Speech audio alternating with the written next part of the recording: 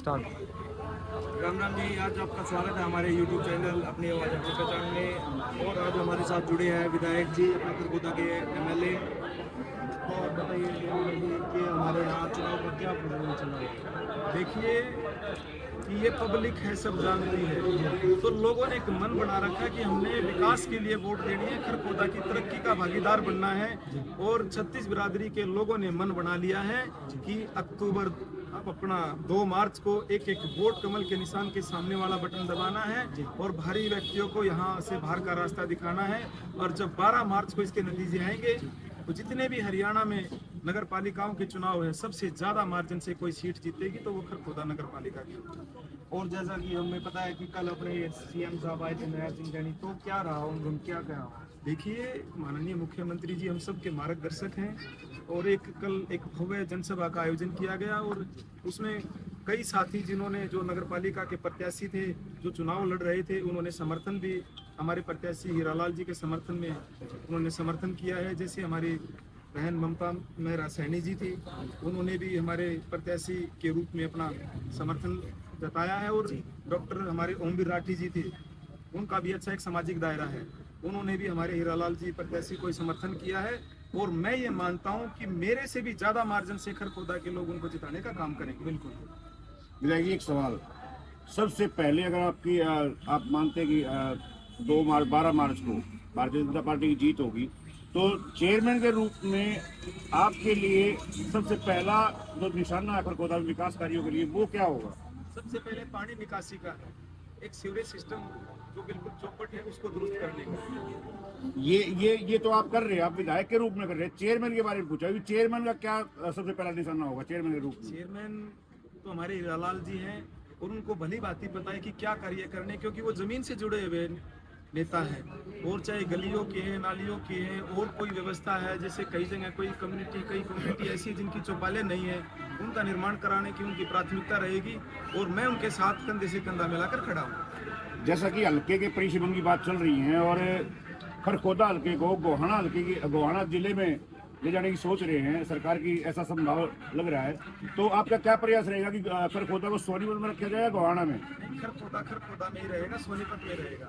क्योंकि एक तो हमारे को यहाँ से सोनीपत जाना हो 15 मिनट में हम सोनीपत पहुँच जाते हैं और गोहाना जाने के लिए हमारे को 1 घंटा चाहिए। तो सबकी सोच यही है कि हम सोनीपत में ही खरगोदा को रखेंगे। बहुत बहुत धन्यवाद जाएगी। जय श्री राम। जय श्री राम। भाई बाइट चल रही है की वोटा की अपील कर दे एक बार, वो एक और बना रहे हैं। और हमारे बीच में आए हैं शक्ति ठेकेदार जो गरीब समाज सेवा कल्याण से जुड़े हुए हैं। तो आप बताइए जी अपने बारे में। सबसे पहले तो आप सभी दर्शकों को मेरे राम राम। और कल क्या बताना बच्चों, अब अपने बच्चे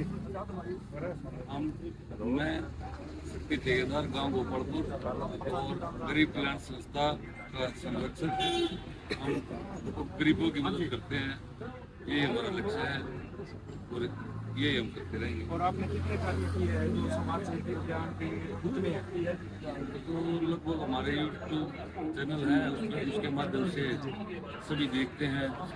गरीबों के जिस घर में ऐसा एक परिवार है जिनमें कोई कमाने खाने का कोई जरिया नहीं है, उनके लिए हम राशन वितरित करते हैं। कोई गरीब घर की बेटी है उसके लिए कन्यादान करते हैं। ये हमारा उद्देश्य है और ये हम करते रहेंगे हमेशा। ठेकेदार साहब, आप समाज सेवक थे और समाज सेवक हैं, लेकिन अब राजनीतिक पार्टी आपने शुरू कर ली, भारतीय जनता पार्टी को आपने ज्वाइन किया है।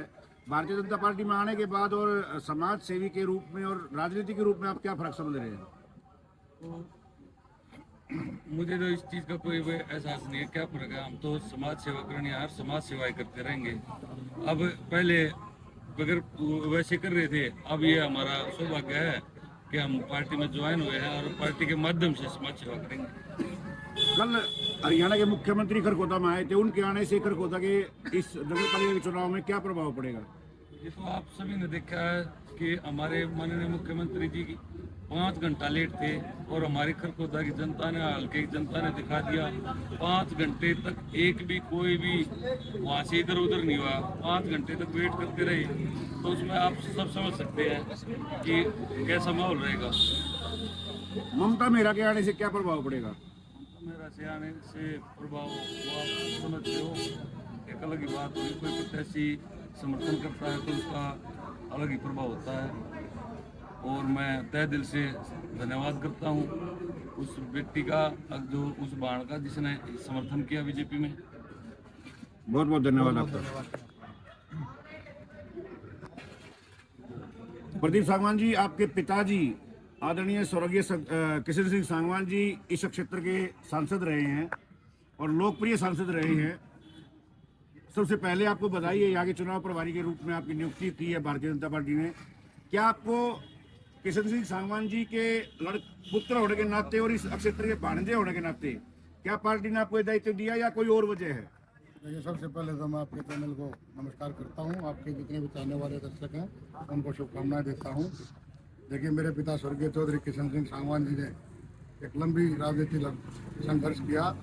यहाँ की जनता ने, सोनीपत लोकसभा की जनता ने 3 बार उनको अपना आशीर्वाद और प्यार देकर हिंदुस्तान की सबसे बड़ी पंचायत में भेजने का काम किया। और स्वर्गीय चौधरी किशन सिंह सांगवान जी ने भी, जो एक सांसद का कर्तव्य होता है, ड्यूटी होती है, अपने इलाके की चाहे कोई छोटी से छोटी समस्या हो या बड़ी समस्या हो, लोकसभा में पूरे जोरदार ढंग से उठाया करते। चाहे वो किसान की बात हो, गरीब की बात हो, व्यापारी की बात हो, कर्मचारी की बात हो, सारी समस्याएं जोर से उठाया करते। और जो एक सांसद का कोटा होता है, निधि होती है, पहले सांसद को कोई नहीं जानता था। स्वर्गीय चौधरी किशन सिंह सांगवान जी इकलौते ऐसे सांसद थे जिन्होंने हर गाँव में जाकर, सोनीपत लोकसभा में कम से कम 672 के करीब गांव हैं, 9 बड़े शहर हैं। आप किसी भी गांव में चले जाओ, किसी भी शहर के किसी भी वार्ड में चले जाओ, आपको कोई ये कहने वाला नहीं मिलेगा कि हमने सांगवान साहब को अपना सांसद बनाया था। सांसद बनने के बाद हमारे गांव में नहीं आए, गांव में आकर हमारा सुख दुख नहीं पूछा, और जो हमारे हक है, जो हमारी ग्रांट में नहीं मिली, उन लोगों के बीच में जाकर उनकी समस्याएं सुनते थे, उनके बीच में जाकर हुक्का पिया करते। लोगों ने हुक्के वाले सांसद के नाम से भी जानते थे। और पार्टी ने मुझे आज यहाँ ड्यूटी लगाई है। पार्टी का काम होता है, पहले भी लोकसभा चुनाव में मेरे यहाँ प्रभारी के नाते ड्यूटी लगाई थी, तो मेरा भी कर्तव्य बनता है कि ज़्यादा से ज़्यादा लोगों को पार्टी के साथ जोड़कर कामयाबी मिले। और कल माननीय मुख्यमंत्री जी भी हमारे खरखोदा में आए, उनके आने से जीत तो पहले भी सुनिश्चित थी, लेकिन नायब सैनी जी कल बड़ी सभा हुई, रात को 11 बजे तक लोग बैठे थे, और बड़े बड़े समाज सेवी हमारे भाई शक्ति ठेकेदार जी हैं, और जो चेयरमैन का निर्दलीय चुनाव लड़ रही थी ममता मेहरा सैनी जी, उन्होंने भी हमारे प्रत्याशी को समर्थन देकर इस जीत को सुनिश्चित कर दिया है।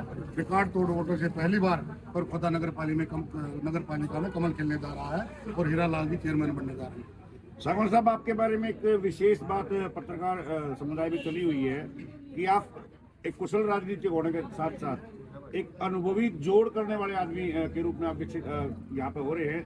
आपने बहुत से भाजपा के जो कार्यकर्ता पहले दूसरी पार्टियों में चले गए थे, उनको खींच कर आप पार्टी में ले आए। ये आपका आकर्षण है या आपकी राजनीतिक कुशलता है? देखिए, हर बीजेपी का कार्यकर्ता बिल्कुल निपुण है। अब मुझे तो 30 साल पिताजी के साथ राजनीति करते हुए सारा चुनाव हम ही लड़ा करते, गाँव में जाके, देहात में जाके डोर टू डोर किया करते, तो हमारी भी ड्यूटी बनती है। जितने भी मनमुटाव देखो आपस में हो जाता है, लेकिन हमारी ड्यूटी है हर कार्यकर्ता को दोबारा उसको जोड़ के पार्टी को मजबूत करने का काम करें। उसी प्रक्रिया में सब साथी लगे हुए हैं। विधायक जी है, ये चुनाव में विधायक जी को बोलता हूँ कि ये चुनाव हीरालाल जी का नहीं, विधायक जी का चुनाव है। और विधायक जी को जिस प्रकार यहाँ की जनता ने रिकॉर्ड तोड़ वोटों से पहली बार खरखोदा में कमल खिलाया, उसी तरह पर इनसे भी बढ़कर विधायक जी लगे हुए हैं, सारे साथी लगे हुए हैं। हीरालाल जी इनसे भी ज्यादा वोटों से जीतकर पहली बार खरखोदा नगर पालिका में कमल खिलाने का काम करेंगे। एक पंचायती उम्मीदवार है मैक्सिन राणा, आप किससे अपनी फाइट मानते हैं? रिंकू मास्टर जी की पत्नी, पीटीआई मास्टर की पत्नी जी किरण जी से, या मैक्सिन ठेकेदार से? हमारी फाइट किसी से नहीं है, एक तरफा बीजेपी का माहौल है। एक आप नतीजा आएगा 12 तारीख को, देख लेना। रिकॉर्ड तोड़ वोटों से हीरालाल जी यहाँ बनने जा रहे हैं। बहुत बहुत धन्यवाद।